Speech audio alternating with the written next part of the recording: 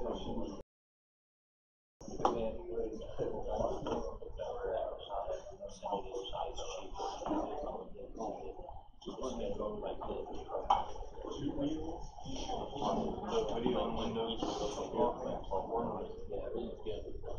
some reason, it's disappeared.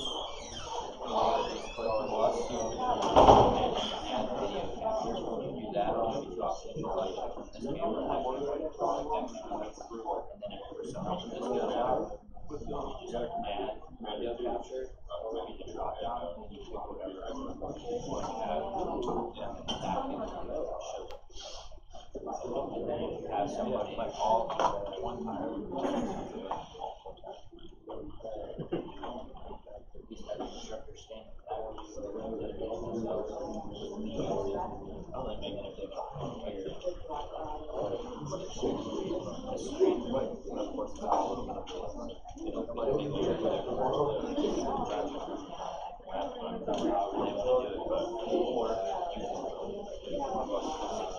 people pay clicks and analysis.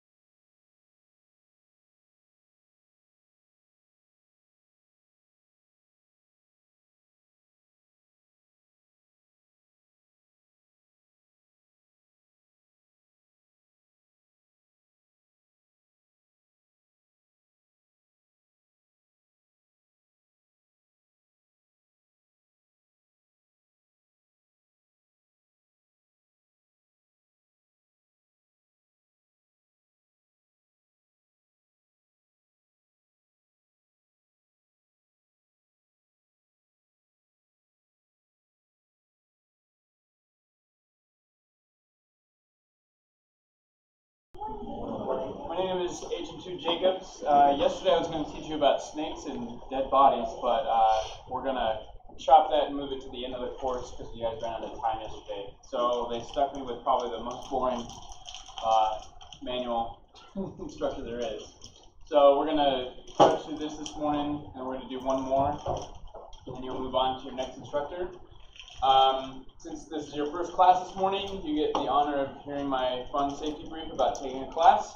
So if there's a fire, we're going to go to the store, we're going to muster outside, everyone's going to light a cigarette and watch this motherfucker burn. Oh yeah, and if I say something to offend you, by the way, please go outside. There's a safe space just in the tree line back there for you to just never come back from. If we experience a flood, just know that your dead classmates do not serve well as floating devices. And in the event of an apocalypse, please tuck your head in between your legs and pray to God for mercy. If you don't believe in God, I'll be your God, and I'll show you no mercy. Okay?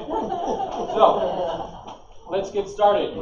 NAVMED P5132, Equipment Management Manual. This does come up on basically every exam from HM3 to Chief. It's a pretty standard set of questions. So let's start. Maybe.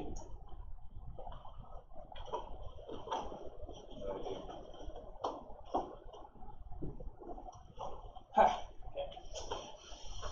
All right, so this is really small on my screen, so you have to bear with me here. So definitely know this program, DoD 4120.4 TAC MIC, Defense Standardization Program, DSP. It's also converted to a BUMED instruction as well with the same nomenclature. So BUMED 4120.2. Okay.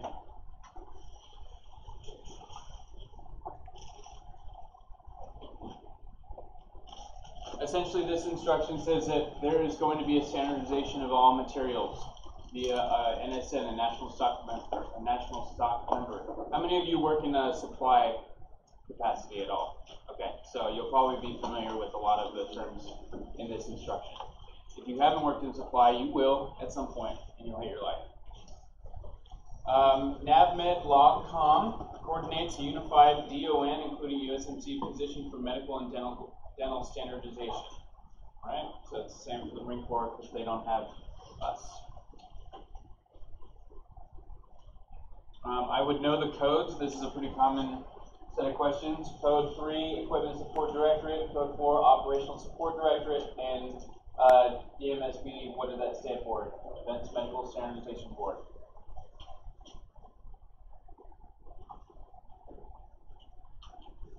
I think yesterday you pointed out that only a few of you are taking this for the first time.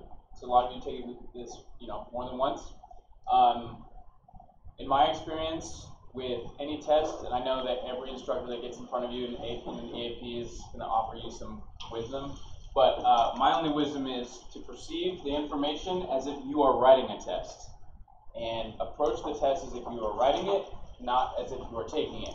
And that way you'll be able to identify, okay, what if I were a test maker, what information would I want to pull out of here? And usually it's abbreviations, numbers, forms, things that associate the codes, things like that. So keep that in mind.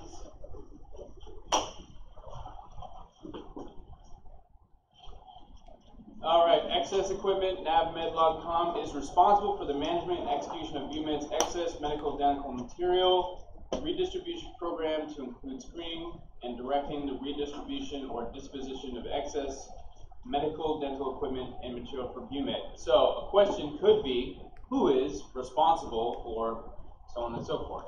The answer is NAVMED.com, all right? So keep that in mind.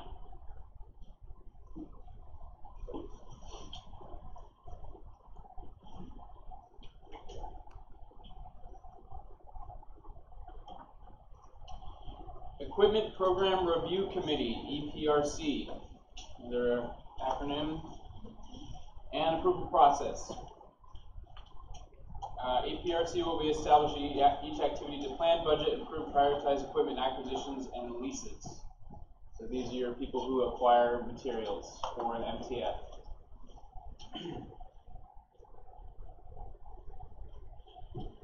It consists of all of these different people. So for naval hospitals, you have a chairperson, usually the CO, or appointed by the CO, or sometimes it's the CO.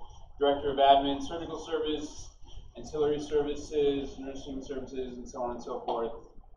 I'm not going to try to insult your intelligence by just reading what's on the slide. I know you guys can read.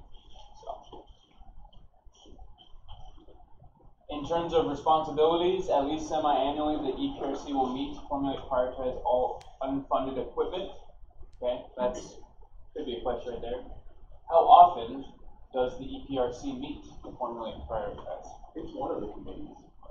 I don't think it's the EPRC, but one of the committees for this thing is on there. Yep. Almost every time, you have no idea. Yep, you're just like, word salad.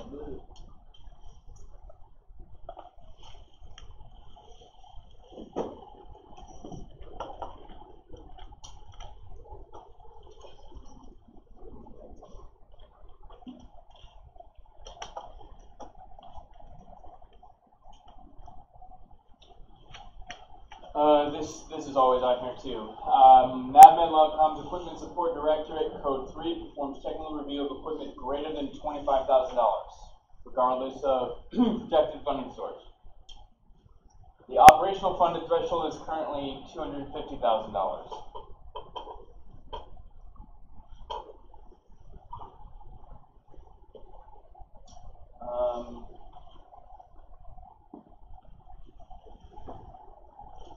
What's really a big chunk out of here?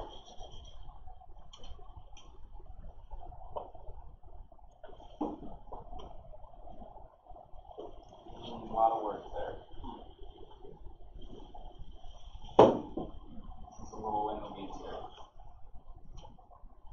This right here, an equipment item or system's unit cost cannot be decreased below the operational threshold by subtracting the value of an early payment, discounts, or trade-in allowances. It's a rule, so.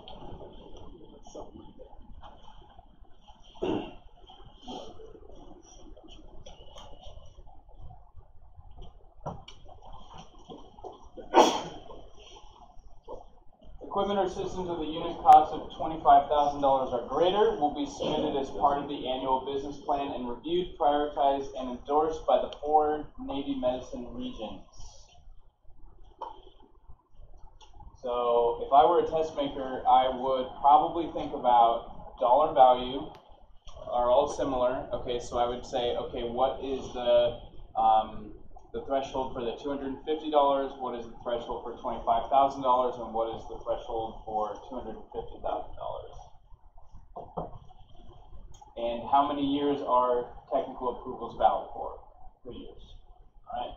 So anything that associates a policy with a time or a monetary value is usually going to be a test question.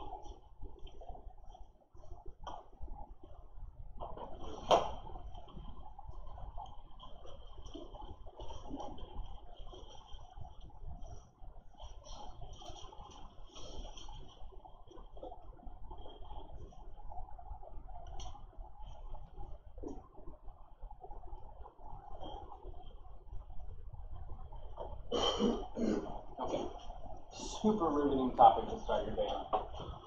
Funded installed equipment. Installed equipment means something that's built in, is accessory equipment and furnishings that are required for operation and are fixed and built in as part of the real property facility.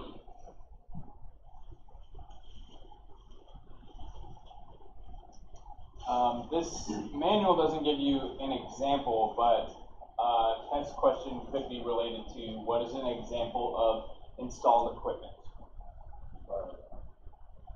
Fire alarm. What's part of the building that we work with every day?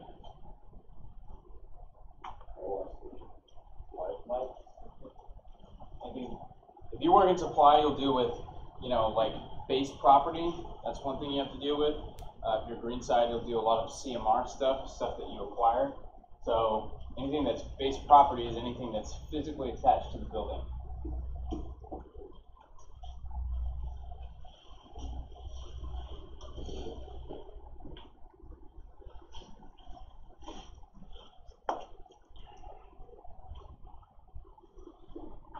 This op-nav instruction, okay, that would be something that would be on a test. Activities will coordinate radio frequency allocation approval with the local base communications per op-nav instruction 2400.20. OCONUS activities require country clearance. That's a sneaky question. question could be, OCONUS activities and a frequency allocation require what type of clearance? Whatever country they're in. Material handling equipment, MHE, this definitely was on an exam. What does this mean? It's defined as self-propelled equipment normally used in storage or handling operations in and around warehouses, industrial plants, airfields, or depots such as forklift trucks, warehouse tractors, platform trucks, and pallet trucks. So anything that handles material. Cool. Whoa. Forklifts. And this is the supply instruction that is associated with MAG, right? And that's applied 10490.33. So if you want to know how you can get a forklift, go to that instruction. So if you work in OBGYN and you guys need a forklift, there you go.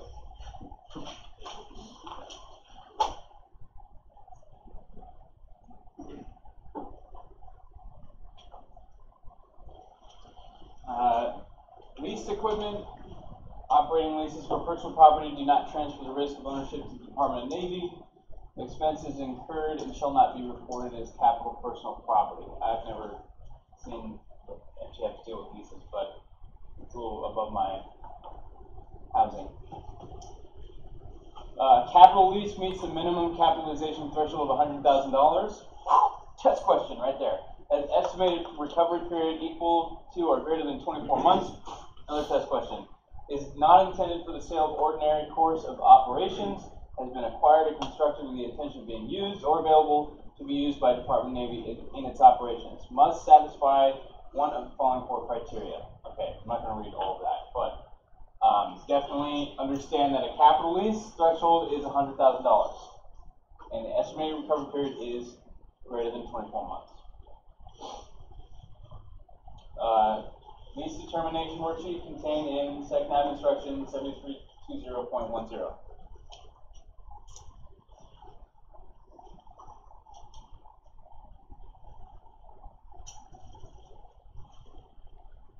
Have you guys gone over the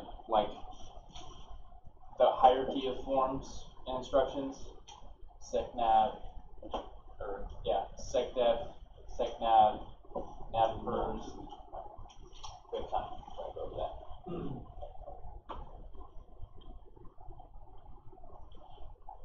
Considerations when planning for the acquisition of medical dental equipment. Comparative cost for the equipment, leasing versus purchase, the length of time the equipment be used, yada yada yada, all those criteria. Any doubt about a lease, contact navmed.com. Equipment support director, code 3.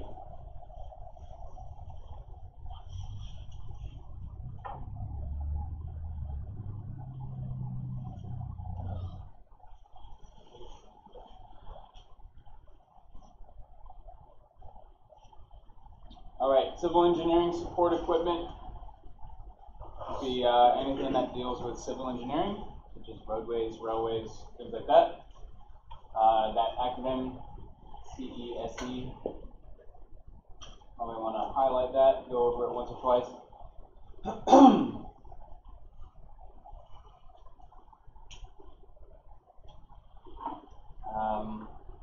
I've never seen these on a test before, but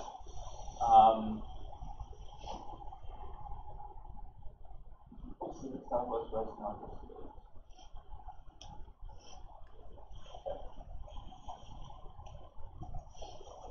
Visual information equipment. Naval imaging includes still and motion imagery, audio, graphic arts, visual aids, anything that's visual information.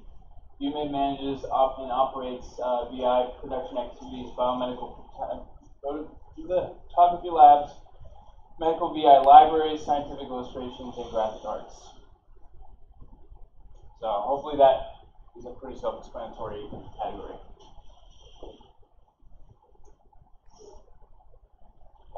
Different from information systems, which would be more of your computers. Clinical investigation program equipment. UMED instruction 6000.12 establishes authority for the CIP. NAVMED, MPT, and E is the equipment or the program manager, provides guidance and has authority over all protocol of CIP. We'll give you an example of, but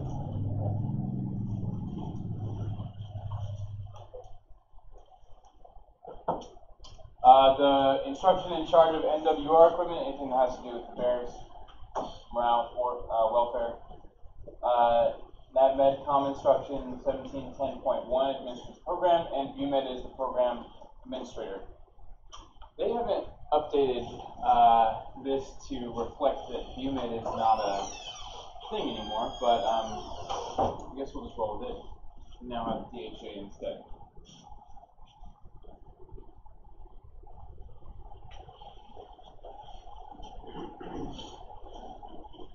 Research development, Batman, okay. Bruce Wayne, research development, R&D. Anyone tracking? Morgan Freeman, there's a break-in at R&D department, research and development. Okay. I guess I'm just a nerd. Okay, whatever. Medical imaging equipment, radiology, X-ray, technology, that stuff. Doesn't give me an instruction now.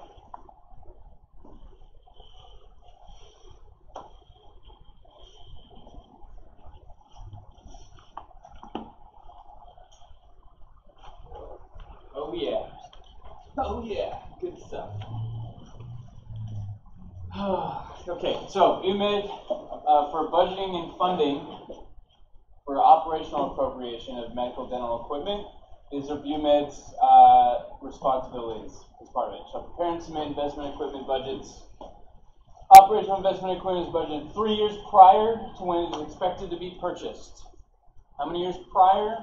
3 years. There we go. Program objective memorandum. Your budget is prepared annually by each activity and forwarded to NAVMED.com's Equipment Support Directorate. All right. I wish we had H2 Price here because he actually does this. Kind of talk about how it works, but activity shall submit an updated equipment request form. NAVMED.com 6700/12 submitted to the code 3 for each piece of investment equipment requested. That is the request form for operational equipment.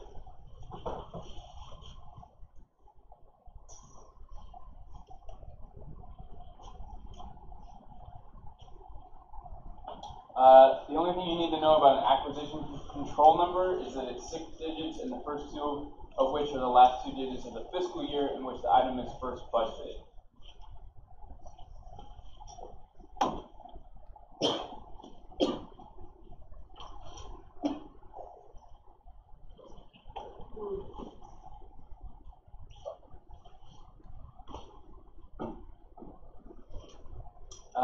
I would pay a little bit of attention to the status codes. A means procurement action has been initiated. C means it's canceled at request. D is deferred. F is funded. J, is that J? Yeah. J is technically reviewed and approved by a specialty leader. M requires additional information. N equals new item not technically reviewed. X is disapproved.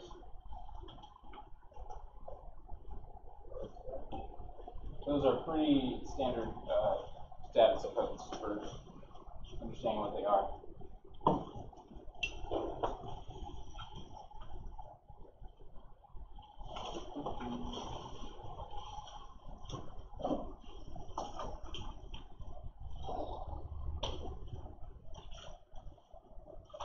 Ooh, that's a good test question right there. Expense equipment is equipment with a cost up to $249,999. Requests to purchase with a cost greater than $25,000 should be routed through the region ViewMed. Designation of a special project does not bypass the standing policies of equipment. So, definitely know those numbers. Expense equipment is equipment with cost of $249,000. and request to purchase with a cost greater than $25,000 goes through the regional BMed. Or the regions to BMed, excuse me. Anything from $25,000 to $99,999. Submit expense equipment request form 6700/13, and anything from $100,000 to, I'll just say almost $250,000 is /12. Definitely mark that. I've seen that before.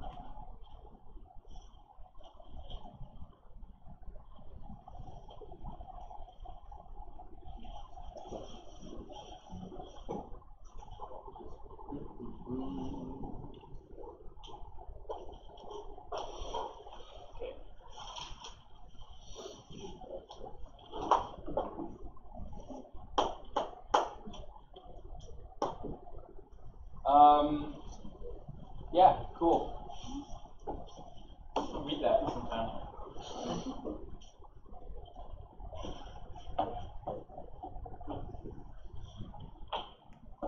Yeah, this is really in the weeds right here. Let's go over that.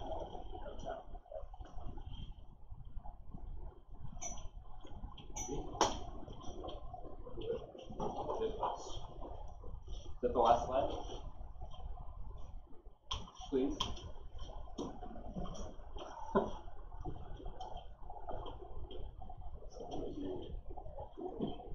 Alright, sweet. So we're going to move on to the next topic. Listen up before we get rolling. Ahead.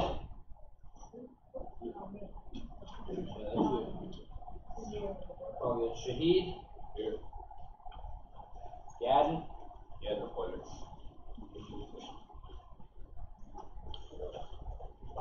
Mr. Wilson. Devin Wilson.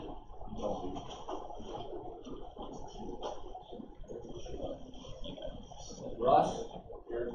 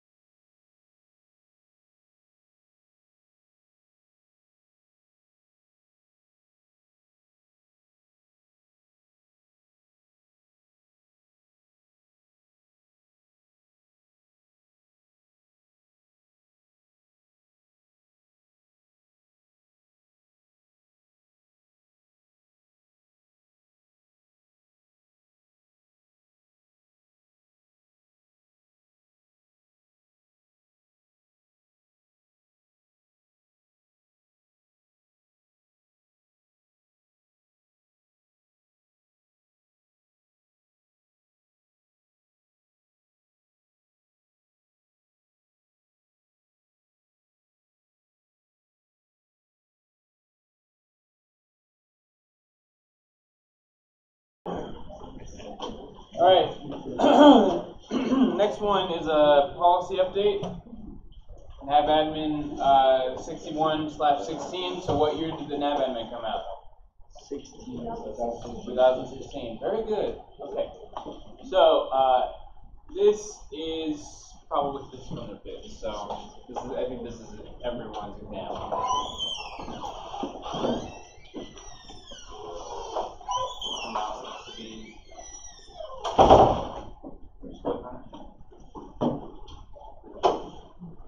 Okay, so it became effective 1 January 2016. So, test question. When did NAVAdmin 61/16 become effective? On January. There we go. Learning has occurred today. Are you so sure?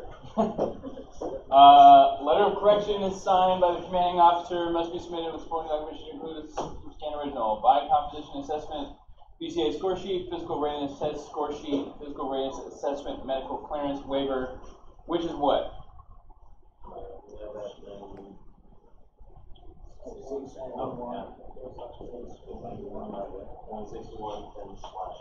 What do you have to do before you take PRT? PRT. Good.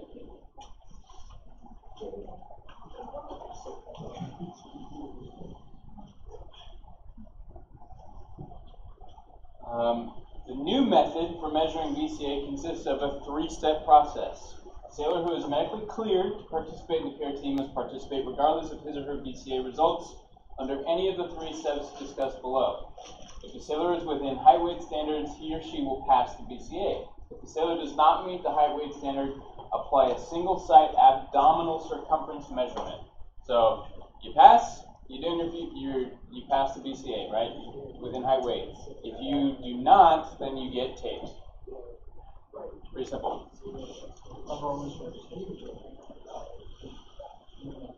For the single site abdominal circumference, the CFL will start the measurement on the right side of, okay, this is really technical, but it's the NAVAdmin.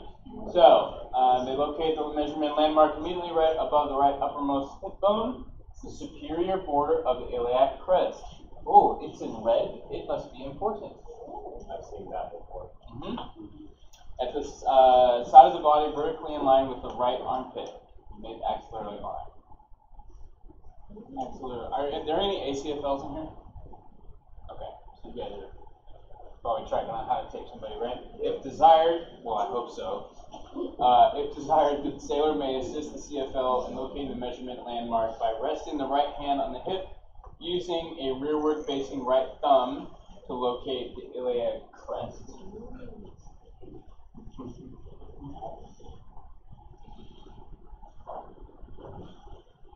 The sailor will stand on a flat surface with feet no more than shoulder width apart. The sailor may use one hand to initially assist the CFL. Yeah, okay, but must remove the hand from the tape measure before the official measurement is made or recorded. Measurement will be taken on bare skin. The free hand may be used to hold the shirt out of the way, but no part of the hands or arms may extend above the shoulders. To make it so hard, just explain how to tape somebody.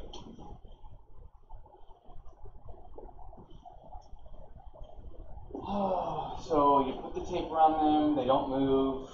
CFL will ensure the tape is parallel to the floor. Upon exhale, the CFL will take the measurement at the end of the sailor's normal respiration. Not inhale. It's in red. Upon exhale, CFL will take the measurement.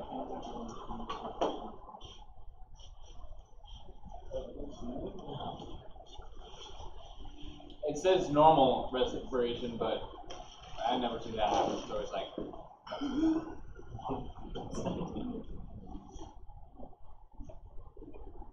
CFL will take the circumference measurement twice and record each. Round each down to the nearest half inch. Know that. Highlight it. Tattoo it on your arm.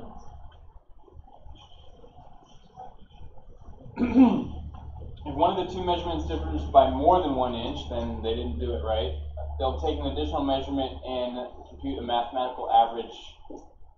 I have yet to see a CFL actually go through this whole step. Of the two closest measurements, the nearest half inch, and record these values as the AC measurement. Sailor will pass the BCA if AC is less than or equal to 39.0 inches for males and less than or equal to 35.5 inches for females. Bingo. Test question. 39 inches for males, 35.5 inches for females.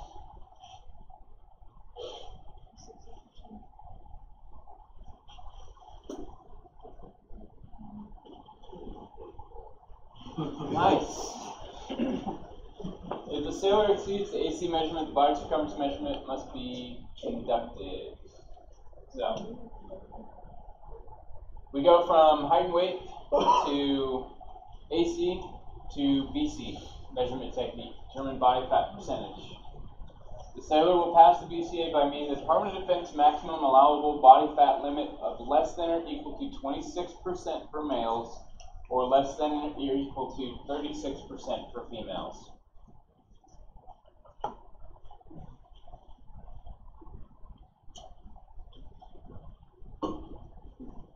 It's really not a lot of body fat. 26% for males, 36% for females. Sailors who fail the BCA must be evaluated by a medical provider enrolled in the FEP and provided nutritional counseling. So you fail BCA, you get evaluated by a provider, mostly to see if you're on, if any medication you're taking is making you gain weight, or you have a condition that causes you to gain weight. You get enrolled in FEP and you get nutritional counseling. All sailors who are medically cleared, regardless of BCA results, must take PRT. A BCA failure will constitute an overall PFA failure for the cycle, regardless of the PRT results. So, fail the BCA, fail the whole thing. So it kind of sucks because if you fail the BCA and you know you're going to fail the PFA completely, then you're just going to suck on the PRT. Bring the opposite way around. So BCA, one dog out the PRT. Speaking of PRT, let me get sidetracked for a second. Has anyone gotten the new PRT PT clothes yet? No, they look so cool. Yeah, I bought them yesterday. They are pretty sick. Online? What? Buy them online? Oh my gosh, they're so cool. Where'd you buy them? Off the next online. They were at my house within like 2 days. They just showed up yesterday. But they are expensive. Yeah. It's like $28 for the shirt and $30 for the shorts. Yeah. Yeah. It was like,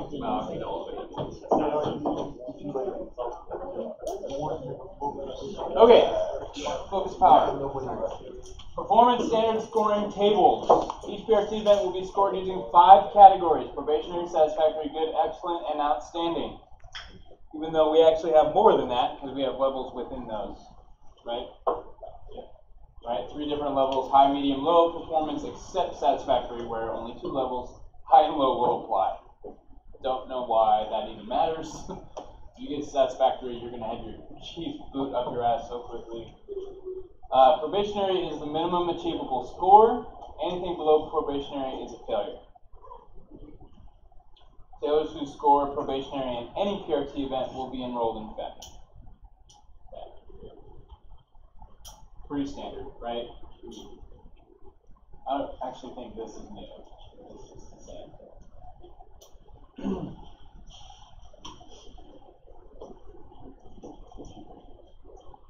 CFLs have to be trained to do so. In order to maintain a certificate, they must attend a seminar or a CFL certification course at minimum of every 3 years to maintain their credentials.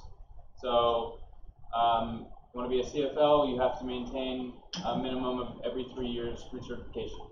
CFLs are required to score an overall excellent or above on their PFA in order to obtain or retain their certification. So, you can't be a satisfactory CFL. CFLs that elect to participate in an alternate cardio event must score an excellent or better in the cardio event elected. So if they're doing the bike or whatever, they have to get an excellent or better. Basically, if you're going to be a CFL, be good at doing the PRT. CFLs are required to maintain 1% below the graduated BCA standards for the purposes of certification, so they need to be below. CFL certification course will continue to require all sailors to complete the 1.5 mile run. No alternate cardio options will be provided. So, CFL courses, you have to do a run.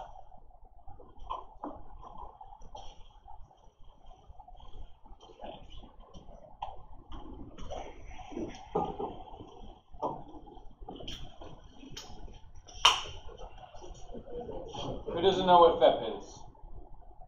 Cool. So, mock PFA every 30 days. Next.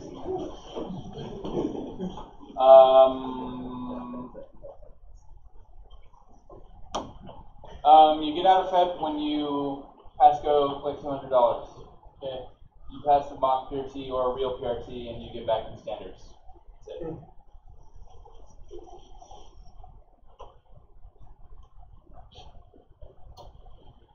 Medical waivers. NAVMED 6110/4 form will be required. Will not, wait, what? And no, I should probably read this first before I start talking.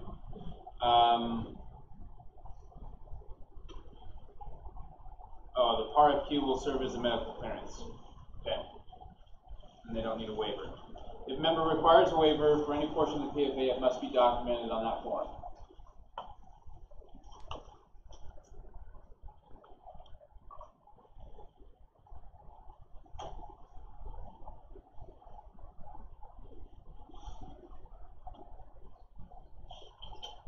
Okay.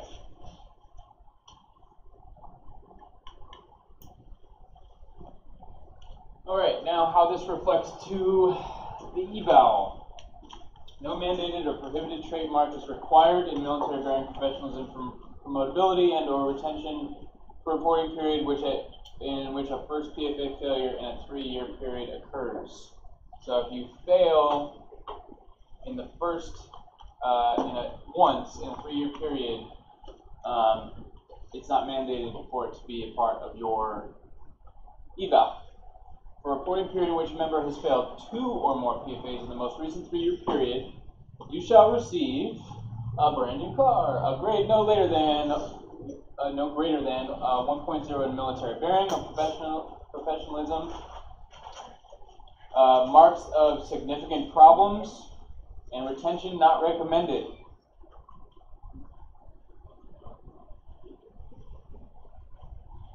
So, I don't know how many of you were around when you used to get kicked out for failing twice within a 2-year period or 3-year period. Now, they just screw up your career really badly. So, yeah. Officers shall receive a grade no grade. They don't get whatever. Good luck kicking an officer out for failing their PRT. Especially a medical officer. All right. Continued. For sales of 2 PFA failures, the most recent 3-year period that have an approved waiver, reporting seniors shall use their discretion when determining military bearing. However, the member must still receive and not recommended for reenlistment or retention for that evaluation period. The member remains ineligible for advancement or promotion, and for enlisted members ineligible for participation in the advancement exam. So, yeah, and then you're really stuck. So not only will they not kick you out, but they will not let you advance. In those situations, insert a bullet in the eval report stating why the member is not recommended due to having 2 or more PFA failures in the most recent 3-year period. Overall score of outstanding or excellent are not required for assigning a 5.0 in military bearing or professionalism. I'm not sure if that's a change or not, but that's more the discretion of the senior rater.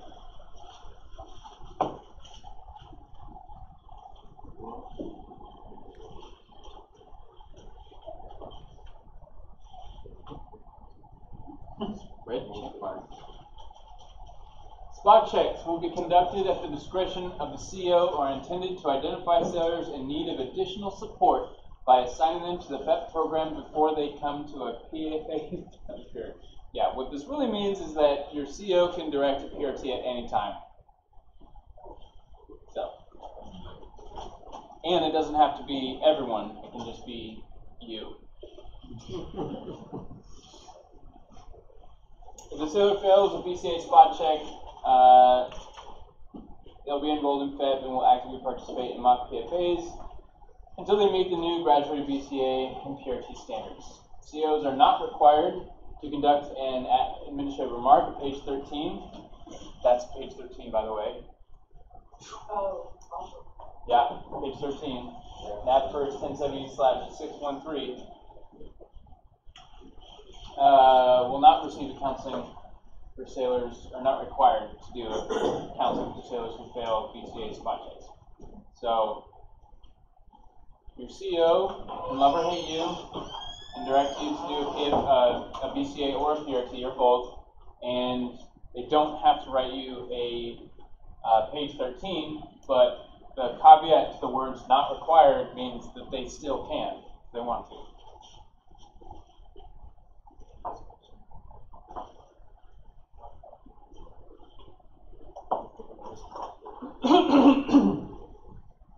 The recommended guidance for a CO conducting a spot check is within 5 days of checking into a command, individual returning from extended leave, TAD periods, determined by the CO. 72, 96, that could be extended leave. A unit sweep, okay, means to get an average sailor into the FET program, or in conjunction with a urinalysis on a random basis. No idea why that even is related to PRT at all. But if they wanted to hit all of their birds in one stone on one day, they would do a urinalysis and then they would do a spot check. I didn't even think the Marine Corps can do this. Any questions about the PRT, TFA, BCA? Alright, cool. So I am done with these courses. I don't know who is next. 8:42. Go ahead and do your quizzes for both the sections. You guys can take a 10-minute break.